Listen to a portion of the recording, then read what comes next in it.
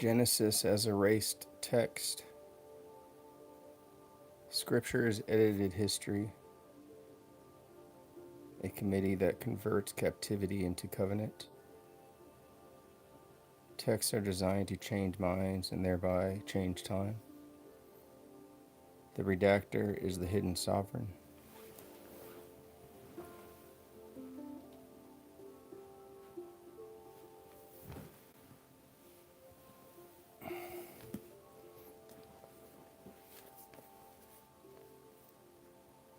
Every revelation is stratified. One speaks of human like Lord, another makes him remote, and then another inserts ritual as governance. Style is theology. Theology is politics by other means. Monotheism arrives late after empire teaches its lesson. The one God is often a corrective against the many. The story becomes a shield against contamination.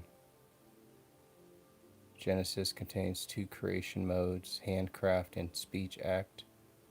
Clay and breath is artisanal divinity. Let there be is an ontological command. The garden is a laboratory of prohibition. Freedom is granted with two exceptions that define it. Mortality is first introduced as a threat of knowledge. The rib is an ambiguous operation. Formation elsewhere, meaning here. One actor makes bodies, another names them.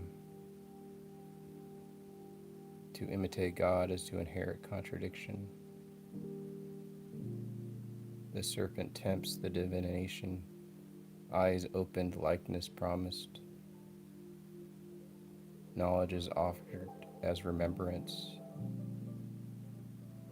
Resemblance is treated as insubordination. Punishment is the invention of labor and pain as destiny.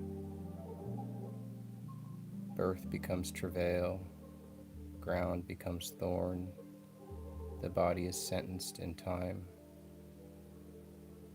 The flood repeats. The deity cannot tolerate the creation's noise. Polytheistic dread is rewritten as monotheistic regret. Violence is justified as housekeeping. Covenant is sealed by aesthetic satisfaction, the pleasing aroma. Sacrifice is diplomacy with the divine. Rainbow is an emblem of managed restraint. Post-exile creation theology mirrors imperial technique, divide, sort, and name. Separation produces categories. Categories produce rule. Naming is the social practice that structures the real.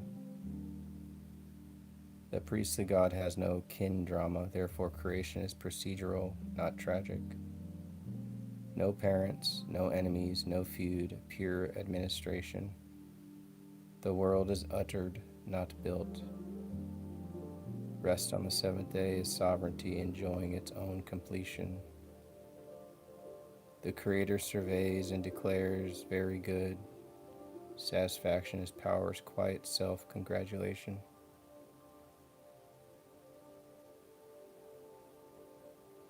Abram becomes Abraham by decree.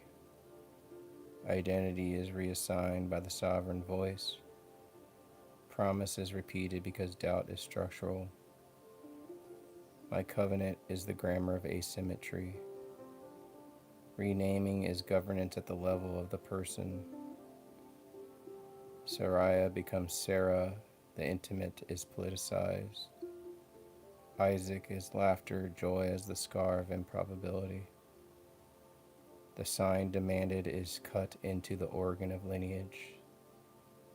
Circumcision is memory made flesh. Reproduction is placed under divine jurisdiction. Every tie of identity difference tightens around the question of obedience. The Creator makes in His image and then forbids likeness.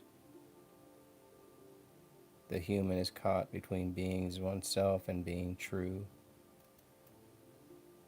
The promised child becomes the demanded offering. Faith is tested where identity should be tested. Faith is tested where identity should have rested. Admired behavior is the shortest road to power. Virtue is often a costume that authority rewards. Ethics becomes a ladder when audiences applaud. The human is a question that cannot be answered and cannot be avoided. What is man is a godly question because it refuses domestication. The human is monstrously precisely in the evasiveness. The human is monstrous precisely in its invasiveness. The river runs, the mind recirculates. Return is not repetition but a spiral. Every once more is a new bend of the same bay. We live inside a chaosmos where categories surf and dissolve. Traces are erased by the very waves that reveal them. Drops become clouds, clouds return as drops. The beginning already contained the end in miniature. Openings are condensed endings. Every age is retrospective, now reads them into here. Every age is retrospective, now reads then into here. Now reads then into here.